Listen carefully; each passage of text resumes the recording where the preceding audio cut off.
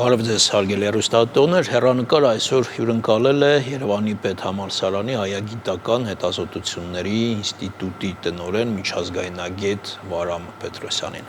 Բարև ձեզ, պարոն Պետրոսյան, շնորհակալ ենք մեզ հյուրընկալվելու համար։ Երևանում անցած օրերին երկրորդևից տեղի ունեցավ Երևանյան երկխոսություն դիվանագիտական երկրորդ ֆորումը, առաջինը անցած տարի էր, ինչի մասին էր այն, ինչ տվեց մեզ եւ առասարակ ինչքանով կարևոր իրադարձություն էր Հայաստանի համար։ Իհարկե, որոշակի իրողությունների մասին խոսելիս այն հաջող էր, այն ինչ արդյունք տվեց այս հարցին անդրադառնալիս պետք է կարևորենք ինչ նպատակներ են դրվել, ինչ խնդիրներ են դրանցից բխել եւ արդյոք հասել ենք մեր նպատակներին կամ ցանկացած կողմ արդյոք հասել է իր նպատակին։ Իհարկե, Երևանյան երկխոսության ինքնին մեկնարկը տրվեց դեռ 2024 թվականին եւ առաջինը եղավ, երկրորդը ներկայումս եւ իհարկե կարեւորում ենք ինքնին նմանատիպ պլատֆորմների արկայությունը։ Խնդիրն այն է, որ միշտ չէ որ կարող ես օգտվել այլ պլատֆորմներից։ Հետևաբար միշտ կարեւորում ենք այն, որ սեփական պլատֆորմ նույնպես ստեղծվի քննարկումների համար։ Իհարկե այդ առումով անչափ կարևոր է։ Տարբեր պլատֆորմներ գոյություն ունեն, թերևս երբ ես համեմատական եմ անցկացնում, ավելի շատ համեմատում եմ Երևանյան երկխոսությունը Ռաիսյան երկխոսության հետ, հնդկաստանյան այդ նախաձեռնության հետ։ Իհարկե կան տարբեր պլատֆորմներ, գիտեք, Նեգևի սամիտը, հետո ֆորումի, որ վերածվեց ինքնին, եւ պարտադիր չէ, որ նախաձեռնող երկիրը միշտ անցկացնի իր մոտ ընդ-որում նման ֆորումները, կարող են նաեւ փոխանցվել, ինչպես եղավ Նեգևի դեպքում Մարոկոյի իհարկե խնդիրներ ի հայտ եկան հետագայում։ Բայց այստեղ, այո, կներեք, եւ այստեղ արդեն իսկ մենք ունենք հետարքիր հարցադրումներ, կարևորում եմ հատկապես որ քաղաքական անվտանգային հարցերի քննարկումը, գեոպոլիտիկական իհարկե տրենդների, միտումների քննարկումը, սկսած այս խնդիրներից եւ ավարտված արհեստական բանականության իրողություններով։ Այսինքն այս պարագայում կարող ենք ասել, այդ երկխոսությունը հանդիսացավ մեր քաղաքականության գործիքակազմի շատ կարևոր մաս։ Կարծում եմ այո, որովհետև մենք նաև կարողացանք դիրքավորել մեզ, որոշակիորեն լսելի դարձնել մեր ձայնը հյուրընկալողի դերում։ Դա նույնպես կարևոր է եւ նաեւ ուղղորդել կարծես թե երկխոսությունը այս իմաստով ցանկացած երկխոսություն իհարկե ներկայիս փուլում հատկապես մեզ համար այս ես կասեի առանց վարանելու ճակատագրական այս փուլում կարևոր է իհարկե միջազգային որոշակի հարթակներում հանդես գալը իհարկե հյուրերի կոնտեքստում վարչապետ արտգործնախարարներ եւ նախարարներ այս իրողությունը նաեւ Սևծովյան տնտեսական համագործակցության գլխավոր քարտուղարի այս իրողությունը կարծում եմ ընթացքում արդեն իսկ նաեւ կարող է ընդլայնվել այս շրջանակը իհարկե նաեւ լինել թիրախավորված որոշակիորեն հարցադրումները կարող են ինչպես ընդգրկել լայն սեկտոր այնպես էլ ֆոկուսացվել որոշակի խնդիրներ այ որ նշեցիք հյուրընկալողի դերի մասին հիմա բուն փաստներ կարևոր որ այն անցկացվեց Երևանում թե նաև բովանդակությունը այս միջոցառմանը կարծում եմ ինքնին փաստը կարևոր է նաև ավանդույթային դարձնելը մեկ անգամ անցկացնել եւ շարունակաբար անցկացնելու գուցե այս իրողությունն էլ կա ինքնին քննարկումների կոնտեքստում իհարկե հանդես գալը բացման արարողությունից սկսած մինչեւ ավարտը ցույց էր տալիս որ որոշակի կետեր կան կատկային որոնք մենք ուզում էինք լսելի դարձնել այս պահն եմ կարևորում եւ մասնակիցների պահ այս դեպքում ես այնքան չէի ընդգծի իհարկե կարող էր ավելի լայն լինել կարող էր ֆոկուսացված լինել խնդիրը նայած որն է եղել բայց լսելի դարձնել որոշակի կետեր թիրախային կետեր որը եւ արվեց Համենայն դեպս նշում է որ մասնակիցների հենց առումով նախորդի առաջինի համեմատ շատ ավելի ներկայացուցչական էր այս մեկը միայն այն որ Ֆրանսիայի արտաքին գործերի նախարարներ մասնակցում դա մեկ Հունգարիայի արտաքին գործերի նախարար Սլովակիայի վարչապետներ մասնակցում Թեև մյուս կողմից հետաքրքիր այստեղ հակասություն կա, որ օրինակ Սլովակիան եւ Հունգարիան Եվրամիության քաղաքականությանը հակադրվողներից են, իսկ Ֆրանսիան այդ քաղաքականությունը թելադրողներից է։ Շատ ճիշտ նկատեցիք, ներկայումս էլ երբ որոշակի գործընթացների մասին խոսք է գնում, իհարկե ընդգրկում են նաև այս երկրներին։ Գիտեք, որ ինքնին Հունգարիայի դեպքում վաղուց է գնում քննարկումների Եվրամիության շրջանակներ, որ կարծես թե տորպեդահարում են այն գործընթաց Ուկրաինայի հետ կապված, Սլովակիայի հետ կապված էր, նույնիսկ զրույց կար Ռումինիայի առնչությամբ, եթե իհարկե Սիմեոնը ընտրվեր նախագահ, այս կոնտեքստում կարծես թե մի տանդեմ էր ձևավորում պրոռուսական, որը որ որոշակի այլընտրանքներ էր տալիս Ռուսաստանին, բայց այս իհարկե միտումը չէր, այս կոնտեքստը չէր, եւ ինքնին նման քննարկում իրոք երկխոսության կարծես թե դաշտ հանդիսացավ, որովհետեւ երկու տարբեր մոտեցումներ եւ այդ երկուսի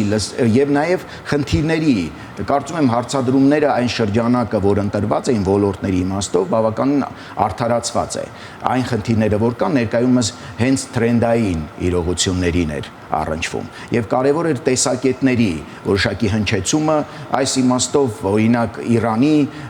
կոնտեքստը, որ ինքնին խաղաղությունը դա ոչ թե այլ դա ըստ էության անհրաժեշտ իրողություն է եւ դա այն չէ, որ պիտի քննարկվի պետք է արդյոք խաղաղություն թե ոչ, այլընտրանքային տարբերակ չդիտարկելը այս դաշտում։ Տարբեր հնչեցված հարցեր, Հնդկաստանի կողմից հնչեցված այլ իրողություններ, որ հնչեցին, կարծում եմ մեզ համար կարևոր են, որովհետև այս դաշտում տեսնել տարբեր բևեռային մոտեցումներ ես իհարկե չնկատեցի, այնպես որ բախումներ լինեին հայացքների մեջ, իրոք կարծես թե լսելու եւ լսելի դարձնելու այս իրողություններն էր։ Մեսիջներ կային, որոնք քողարկված էին, մեսիջներ կային, որ հնչում էին պարզ կոնտեքստում։ Եկեք խոսենք վարչապետի ելույթի մեսիջների մասին, ու երևում էր, որ բավականին այսպես ծրագրված, պատրաստված ելույթ էր, որովհետև քարտեզի հետ կապված աշխատանք կար, մի խոսքով խաղաղության խաչմերուկ նախագծին մեծ անդրադարձ եղավ, վարչապետի խոսքում հիմնական մեսիջները, որոնք էին եւ առասարակ դուք ինչ տպավորություն ստացաք։ Անկեղծ ասած եւ վարչապետի եւ արտգործնախարարի ելույթներն էլ ես կառանձնացնեի, երկուսն էլ կարծես թե նույն դաշտում էր եւ ասենք փոխլրացման իրողության կոնտեքստում էր։ Ես կառանձնացնեի նաեւ իհարկե այն ելույթները, որ կան կոնտենտային իմաստով, դրանք մեսիջներ էին իհարկե ոչ լինում են մեսիջներ, որ ներքին հանրությանն են ուղղված, լինում են մեսիջներ, որ արտաքին հանրության։ Սրանք ես ավելի շուտ կվերաբերեի վարչապետի ելույթում ավելի շատ արտաքին հանրության համար նախատեսված մեսիջներ, որովհետև եթե մենք վերցնենք մայիսի 28-ինը կամ նմանատիպ իրադարձություններին, ներքին հանրության համար մեսիջներն են, իհարկե ներքին եւ արտաքին կարծես է զուգորդված, հա։ Այստեղ ես կառանձնացնեի իհարկե նաեւ շեշտումը խաղաղության խաչմերուկի մասին իհարկե բազմիցս խոսվել է եւ այս մեր տեսակետը հայտնի է եւ նաեւ տարբեր հարթակներում է նշվել, սակայն որքանով էլ զարմանալի է նման ֆորումների շրջանակում ավելի ասենք կոնկրետացված, ես թերևս կասեի, եթե մենք հանենք իհարկե նախորդը, որ էլի այդ թեզը կար, այդ մեսիջը կար, այնուամենայնիվ առաջին անգամ է, որ ավելի ամբողջական կարծես թե տեսակետը նորից վերահաստատվեց, այսինքն այս իմաստով էլ է կարևոր, որովհետև հարցականի տակ դնելը խաղաղության խաչմերուկը, արդյոք Հայաստանը հեռանում է, եւ այստեղ ես կարևորի հենց այդ նշածը, ձեր իսկ հենց նշածը, որ հենց խաղաղության խաչմերուկի կոնտեքստն է, որ այո, մենք հետևողական ենք այս էլի մեր պրոյեկտին։ Մինչ խաղաղության խաչմերուկից խոսելը վարչապետը մանրամասն անդրադարձավ խաղաղության պայմանագրի շուրջ զարգացումներից եւ հավանական տարբերակներից։ Օրինակ, եթե ինչ-որ զարգացումներից հետո գա այն պահը, երբ կնքվի խաղաղության համաձայնագիր, այն պետք է ուղարկվի Սահմանադրական դատարան եւ ՍԴ-ն պետք է որոշի, որքանով այն համապատասխանում մեր սահմանադրությանը։ Մեծ հավանականությամբ ՍԴ-ի որոշումը պետք է լինի այն, որ դա համապատասխանում է մեր սահմանադրությանը, բայց չի բացառվում նաեւ քիչ հավանականությամբ իհարկե այն տարբերակը, որ այն չի համապատասխանելու մեր սահմանադրությանը եւ այդ ժամանակ վարչապետը ասաց, որ այդ դեպքում ինքը ամեն ինչ կանի, որպեսզի վերանայվի սահմանադրությունը։ Այս խոսքերը որ լսարանի համար էին, ներքին թե Գիտեք ինչ, իհարկե այդ կետը ես նշեմ հետեւյալը։ Ինքս այդքան օպտիմիստ չեմ, որ այս տարի կկնքվի հաշտության պայմանագիր։ Առասարակ մարդիկ շատերը օպտիմիստ չեն, որ երբեք չի կնքվի կամ եթե կնքվի դա խնդիր չի լուծի։ Ես նշեմ ուղղակի հիմնավորելով, հա, ինչու, որովհետև ուղղակի կարծիք արտահայտել կանխատեսում չէ, գուշակում չէ։ Խնդիրն այն է, որ Ադրբեջանը իհարկե հանելով այդ իրողությունները, որ համաձայնել տեքստի վրա, նույնը չէ ինչ որ կնքել պայմանագիրը եւ պայմանագիրն էլ ինքնին խաղաղություն չի, դեռևս գործընթաց կա։ Ես կուզենայի հետեւյալը նշել, որ մենք պայմանագրին վերաբերենք, դա երկարատև process է եղել եւ պայմանագիրը ոչ պետք է այսպես թերագնահատել այդ իրողությունը, ոչ էլ պետք է չափազանց այրեղ այդպես լավատեսական լինել, որ կարգավորելու է։ Մեր ժողովրդի մեջ ինքնին կա մեկ հարվածով կարճ լուծումների ընկալումը, որը ես երբեք չեմ ընդունում։ Ամեն ինչ պետք է ընկալել որպես գործընթաց։ Այսինքն սա մի գործընթաց է, որով մենք պետք է անցնենք եւ այս առումով ես կուզենայի մոտենալ։ Եվ կարճ լուծումները գուցե մաթեմատիկական բանաձևերում լինում են, բայց ելի կարճ լուծումը այդ ալգորիթմայինը մտովի անցնելով է լինում, որ սա է, բայց փուլերը կան եւ դու պետք է անցնես։ Այս իմաստով ադրբեջանական կողմի համար ես գտնում եմ, որ որոշակի ընկալումներ կան այս փուլում, որ ինչ կտա իրենց տվյալ պահին այդ հաշտության պայմանագիրը։ Ադրբեջանական կողմը գտնում է, որ այնինչ կարող է տալ Հայաստանին ավելին է, քան իրենք կարող են ստանալ, որովհետև եթե Ղարաբաղյան իրողությունն է, իրենք համարում են դա այլ լուծված իրենց համար, եթե սա է, դնում են մեզ համար հոգեբանականից բացի այն իրողություն, որ ավարտված չէ։ Սա ինչպես խաղն է, երբ մի մակարդակը չանցնելով կոմպյուտերային խաղ level-ի իմաստով, հա, թույլ չեն տալիս քեզ մյուսը անցնես։ Եվ հոգեբանորեն դա ազդում է, որովհետև դու չես կարողանում զրոյացնել եւ անցնել մյուս փուլին։ Եվ նրանք հրաշալի գիտակցում են։ Պլյուս հայ-թուրքականում փոփոխություններ կլինեն, որտեղ պատճառ չի լինի թուրքական կողմի համար սահմանների բացման էլի կարծես թե առավելություն ինքնին գործոնն է քչանալու եւ բացի այդ իրեն զրկելու է նաեւ հնարավորությունից, եթե անհավանական չի դառնալ ուժային լուծումը, բայց այնուամենայնիվ որոշակի լրացուցիչ խնդիրներ են լինելու։ Եվ այս դաշտում այնուամենայնիվ հաշտության պայմանագրի կոնտեքստում իրենց պատճառները, այսպես ես կարծում եմ, որ այս գործընթացը եւ որոշակի հիմնավոր պատճառներ ունեմ դրա համար, կարծում եմ կհասնեն մինչեւ 2026 թվականը, որովհետեւ տարբեր էքսպերտների մակարդակով, երբ ես մշտադիտարկում եմ անում, հնչում է հետեւյալ տեսակետը, որ սպասենք տեսնենք սահմանադրության հանրակրվեի դեպքում ինչպես կլինի, ահա այս սահմանադրության հանրակրվեի դեպքում կբաժանվի հասարակությունը, պառակտելու եւս մեկ շանս է տրվում, մեկ, երկրորդը նաեւ իրենք իհարկե դա չնշելով նշում են, որ պարզենք տեսնենք արդյոք Հայաստանի հանրությունն էլ կիսում է այդ հաշտեցման օրակարգը, թե քանի տոկոս է կազմում, որտեղ դա լակմուսի թուղթ են ընկալում, եւ երկրորդը իհարկե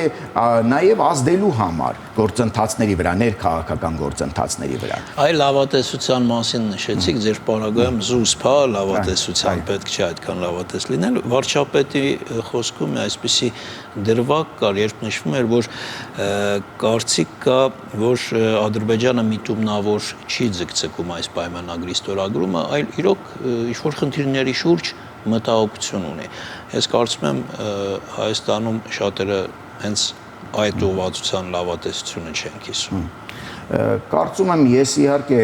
այսինքն մենք չենք հավատում, որ Ադրբեջանը անկեղծ է։ Բնական է, որ գիտեք ինչ, իմ նախնական, քանի որ բազայինը թուրքագիտությունն է, ավելի մոտիկ կանգնած լինելով չեմ կարծում գուցե այս դեպքում չհամաձայնվեմ այս տեսակետի հետ, այն իմաստով, որ իհարկե կարող են լինել որոշակի իրողություններ, որոնք ասենք խանգար են ռուսական գործոն, այս իմաստով կարող եմ, հա, ընդունել, որ այլ գործոն, բայց ընդհանուր կոնտեքստում այն պատճառները, որ ես նշեցի, կարծես թե նաև ցույց են տալիս, որ ադրբեջանական կողմը կարծես թե նաև սա դիտում է որպես process, ոչ վերջնարդյունքի իմաստով եւ նաև փորձում է ինչպես կասեին վաճառել այս кейսը միջազգային հանրության։ Ինքնին գործընթացի փաստը վաճառելու իրողությունն էլ մտահոգությունը կա։ Իհարկե ինֆորմացիային չտիրապետել ինձ թույլ չի տալիս պնդել վերջնական, որովհետեւ դետալները པարզ են երկրի ղեկավարությանը ոչ ինձ։ Եվ եզրափակելով այդ թեման, ես ուզում եմ վարչապետի խոսքի վերջաբանը հիշել, պատերազմ չի լինելու է խաղաղություն։ Դուք ինչպես եք ընկալում այս խոսքը եւ սա որ լսարանին էր ուղղված։ Սա իհարկե արդեն իսկ դուք կարող եք իհարկե շեշտադրումը ճիշտ է, երկու ուղղորդումն էլ կա, երկու մեսիջն էլ կա, արտաքին հանրության համար, որ մեր օրակարգում այս խնդիրը չկա, եւ ներքին հանրության համար իհարկե կայունության այդ ակնկալիքը տալու իմաստով կարծում եմ։ Երկուսն էլ կար, բնական է, արտաքին հանրությանը ցույց տալու համար մեր նպատակները հաշտեցման գործընթացը վերջնական է, իսկ ներքին հանրությանը բնական է, որ այս խնդիրը սպառնալիքը արդեն իսկ օրակարգից դուրս է գալիս նման իրավիճակի, նման օրակարգ հաշտեցման գործընթացության պայմանագրի դեպքում։ Մարկո Ռուբիոն շնորհավորել է Ադրբեջանին անկախության օրվա առթիվ, պարզ է առիթը կար, այնտեղ խանդարս կա նորից հայ-ադրբեջանական հարաբերություններին եւ ուզում եմ մի փոքր հատված մեջ բերել այդ ուղերձից։ Միացյալ Նահանգները ցանկանում է խորացնել համագործակցությունը Բաքվի հետ ամբողջ տարածաշրջանում խաղաղ բարգավաճ ապագա ապահովելու համար։ Միացյալ Նահանգները ուզում է ցույց տալ, որ ամեն դեպքում Ադրբեջանը կարևոր երկիր է եւ եթե քաղաքականության ու շահերի տեսակետից նայեն, կարծում եմ շատ ավելի կարևոր, քան Հայաստանը։ Գուցե ինչ որ պահի այս կարևորությունը ստիպի, որ Միացյալ Նահանգները դադարեցնի, իր զսպող մեխանիզմների գործողությունը եւ այդ ամենը հանգեցնի էսկալացիայի։ Միացյալ Նահանգների իհարկե օրակարգում հարավային Կովկասը առաջնահերթ դերակատարում չունի։ Բոլորս էլ գիտակցում ենք, որ շատ ավելի կարևոր խնդիրներ կան ներկայումս իր օրակարգում եւ իհարկե ԱՄՆ ՉԺՀ հարաբերությունների կոնտեքստում, ԱՄՆ Եվրամիություն, այն խնդիրները, որ կան, իհարկե նույնիսկ ուկրաինական իրողություններին ամերիկյան կողմը դիտում է հետեւյալ տեսանկյունից, կարծում եմ, որ պարզապես պատերազմը դադարեցվի այս իմաստով, որովհետև կան խնդիրներ, որ ավելի կարևոր են եւ ժամանակին եւ տարբեր պրոյեկտներ կան, որոնց իրողությունները հետաձգվում են այս պատճառներով, կոնֆլիկտների պատճառով։ Եվ օրակարգային այս հարցի իմաստով ես չեմ կարծում, օրինակի համար Եվրամիության դեպքում ԱՄՆ դիտում է նաեւ զսպող կարծես թե դերակատարում։ Ճիշտ է, կարող է Թրամփը հայտարարել, որ սանկցիաները չեն բացառվում Ռուսաստանի դեմ եւ այլն, բայց երկժամյա զրույցը հուշում է այն մասին, որ իհարկե դա ուկրաինական թեման չի եղել գլխավոր թեման, որ արծարծել են բազմաթիվ խնդիրներ, այդ թվում նաև պրոյեկտներ որոշակի, այդ թվում նաև որոշակի եւ չինական ուղղություն, հենց այս իրողություններն են հուշում, թե ինչու է որոշակի գործընթացների արդյունքում այս կամ այն գործիչը ՉԺՀ-ի կամ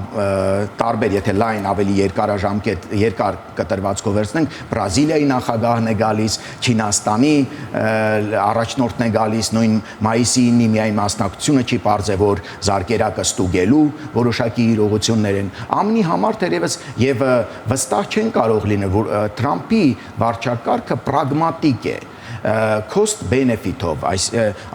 արժեքի եւ շահի տեսանկյունից մոտեցող են։ Եվ իհարկե շահերի բայց այն չէ, որ մենք չենք պատկերացնում, որ ինչ ունենք տալու եւ ինչ ունենք ստանալու այդ երբևիցե դա օրակարգից դուրս չի եկել։ Կարծում եմ դա մեզ համար նորույթ չէ, պարզապես պարզ է, որ կան մի շարք երկրներ, որոնք ողջունում են գործընթացը, բայց եւ պարզ է, որ Ադրբեջանի դերը ռեգիոնում գնալով մեծանում է, իհարկե տարբեր էքսպերտների կարծիքով թերագնահատված աճ է դա, այսինքն սպառնալիք վտանգը Ռուսաստանը չի լիովին գնահատում, բայց չեմ կարծում, սա հնարավորությունների արվեստ է եւ այս փուլում իհարկե Ռուսաստանի համար կարևոր են որոշակի գործընթացները։ Ինչ վերաբերում է մեզ, ես կուզենայի շեշտել ռուսական կողմի նաեւ դաշտը, որ հավասարակշռության բերելու համար, կարծում եմ բոլորիս համար գաղտնիք չէ, որ ուկրաինական պատերազմում Ռուսաստանը չի պարտվի։ եւ ավելին իր դիրքերը գնալով մեծանալու են։ Երբ մենք դիտարկում ենք թուրք եւ ադրբեջանցի Պարտեվի չի նշանակում, չէ՞ որ կհաղթի։ Կարծում եմ ամեն դեպքում այն արդյունքը, որ կլինի ստրատեգիական առումով իհարկե 2022-ի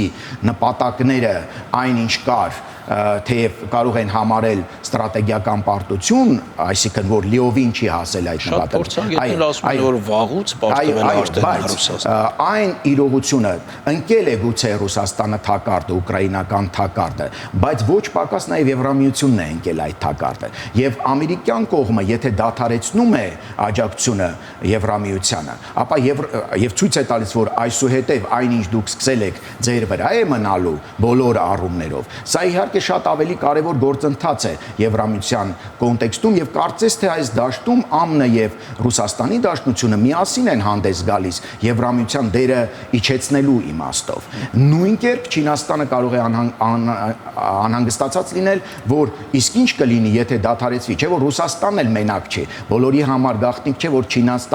առանց Չինաստանի որոշակի քողարկված աջակցության նույնպես չէր կարող սանկցիաներին դիմանալ պատժամիջոցներին։ Եվ այնտեղ նույնպես կա անհանգստություն։ Շնորհակալություն այսքանը հարգելի հեռուստացողներ, մեր հյուրն էր միջազգայնագետ Վարան Պետրոսյանը։